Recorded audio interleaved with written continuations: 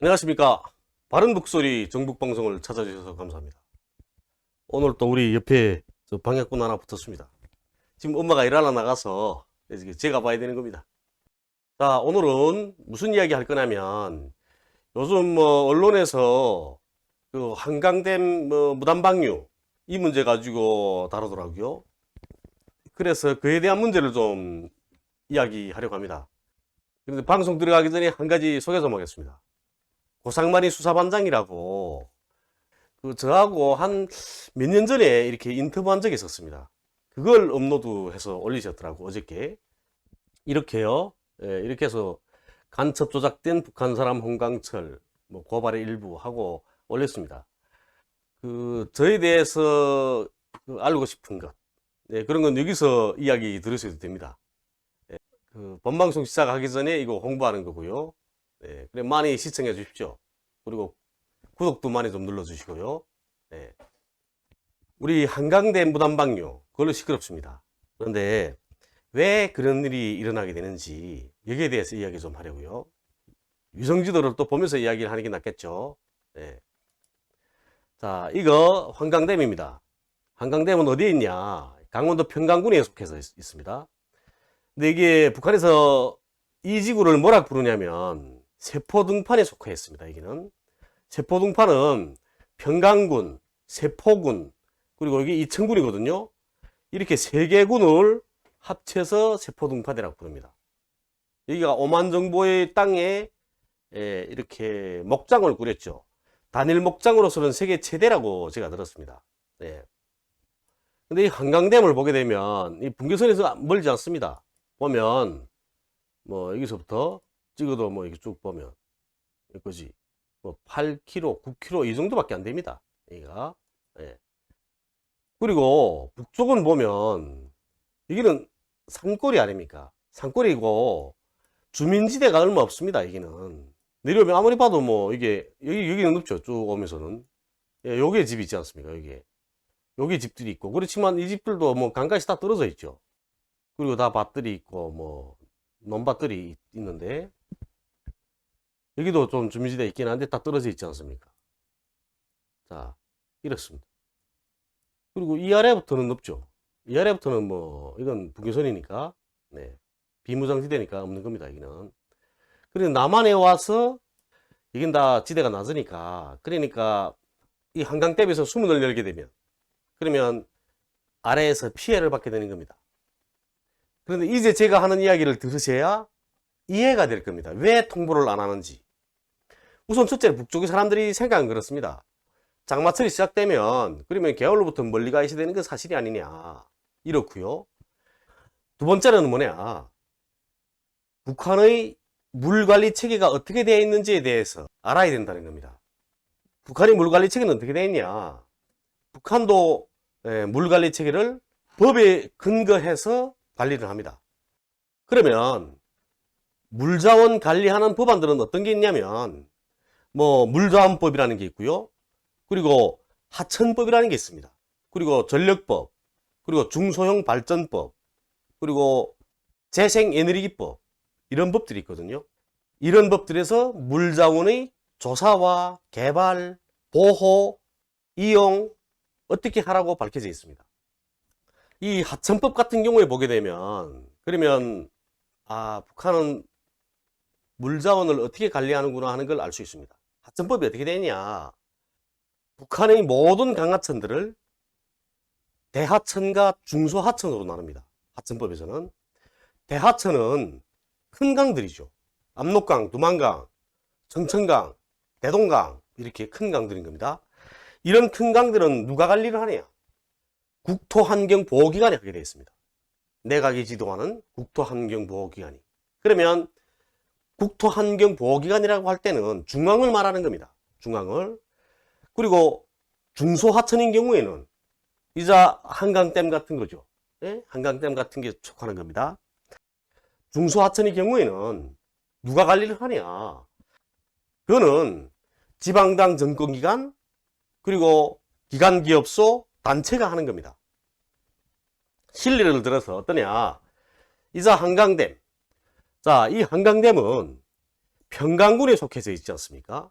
그러면 평강군 당위원회 그리고 평강군 인민위원회가 이 한강댐에 대한 관리를 하는 겁니다. 중앙은 상관없다는 거죠. 중앙은. 그렇다면 한강댐 수문을 열 때면 평강군에서 알려져야 되는 겁니다. 평강군에서 연천군에 통보를 해야 되는 거죠. 연천군에. 이렇게 곧잘 통보를 해야 되는 겁니다.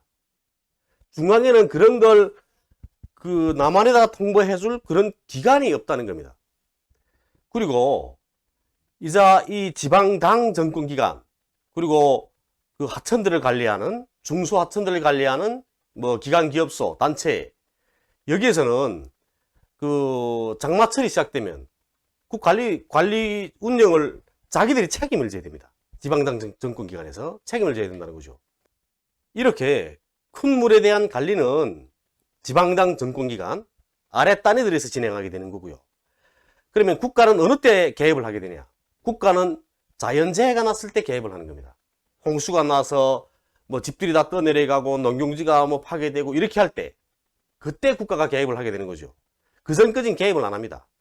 북한의 체계는 그렇게 되어 있습니다. 그리고 여기서 또 중요한 문제가 또 있죠. 우리 남한에서 한강댐 수문을 열 때 우리한테 통보해 달라 하고 북한에도 알리지 않았습니까? 그런데 그 통보를 누가 받습니까? 그 통보는 인민군이 받는 겁니다. 판문점에 있는 판문점 대표부에서 남한의 통보를 받아서 어디다 보고합니까? 총참모부에다 보고를 하는 겁니다. 그럼 총참모부가 받는 거죠. 총참모부는 어떤 데입니까? 한반도 상황, 군사분계선부터 시작해서 한반도의 그 모든 군사 상황을 살피는 데가 총참모부가 아닙니까? 그런데 남한에서 계속 대북전단 날리고 군사연습 진행하고 이렇게 합니다. 그런데 그거는 하지 않기로 되어 있던 거 아닙니까? 이미 전에 다 합의됐던 거죠. 남북한이. 그런데 남한은 지키지 않습니다. 남한이 지키지 않는데 그럼 우리라고 지켜야 될까? 인민군 총참모부는 그렇게 생각을 하는 거죠. 니들도 안 지키는데 우리가 왜 지키겠어? 그러니까 통보하겠으면 하고 말겠으면 말고 수행해 나가겠습니다 하고 몰라 우리는. 이렇게 깔아뭉개게 되는 겁니다. 만약에 중앙당까지 올라갔습니다. 그러면 중앙당은 어떻게 해야 되냐? 그 한강댐 수문을 열 때 남한에 연락해 줄 수 있는 이런 라인을 또 만들어야 되는 겁니다. 그러자면 그 기구가 있어야 되겠죠. 조직이 있어야 되는 겁니다. 그런 조직이. 그런데 몇 년에 한 번씩 열리는 수문 때문에 우리가 이런 걸 만들까? 그게 다 가뜩이나 관계가 나쁜데 안 만들지요. 그러니까 이런 문제들이 일어나는 겁니다. 그리고 또 중앙 같은 경우에는 이런 겁니다. 그거 지방의 일인데 그걸 왜 우리한테 말해? 이렇게 된단 말이에요. 그건 평강군에 말해야 되는 거지. 그 평강군에 말하자면 어떻게 해야 되냐? 그러면 우리 남북 화해 모드가 조성돼야 되는 거 아니냐? 이런 겁니다. 결국은 모든 문제들이 남북 화해 모드로 다 집중이 되게 되는 겁니다. 그리고 또 제가 예전에 이런 이야기를 한 적이 있습니다. 남한의 도시들과 북한의 도시들이 서로 자매 도시 이런 관계를 맺게 되면 얼마나 좋겠냐. 현재 중국하고 북한이 그렇거든요. 어떠냐면 화령시하고 무산군이 자매 도시입니다. 그러면 계속 교류하고 서로 협력하고 돕고 이렇게 한단 말이에요. 국제아동절 같은 경우에는 북한 애들이 그 중국 화령에 건너가서 공연을 하고 또 화령 애들이 또 북한 무산에 들어와서 공연을 하고 이렇게 합니다.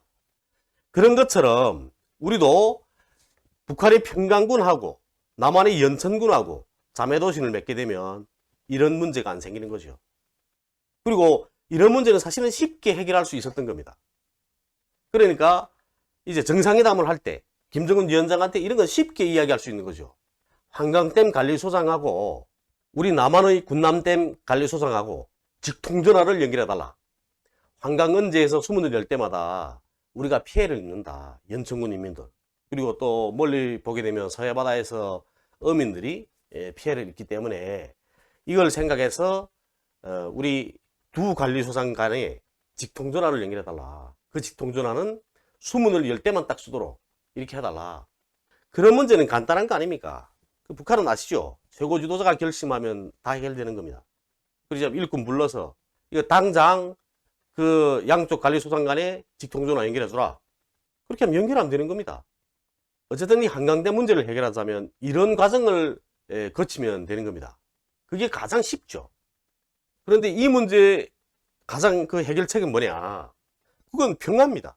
우리 남북이 모든 상황은 평화의 기본 답이 있습니다. 그래서 저는 평화를 외치는 거고요. 그래야 또 이런 방송을 하는 겁니다. 여러분들 오늘 이 방송 통해서 북한에서는 물 관리를 저렇게 하는구나 하는 이런 대략적인 표상이라도 가졌으면 감사하겠습니다. 오늘 방송 시청해 주셔서 감사합니다.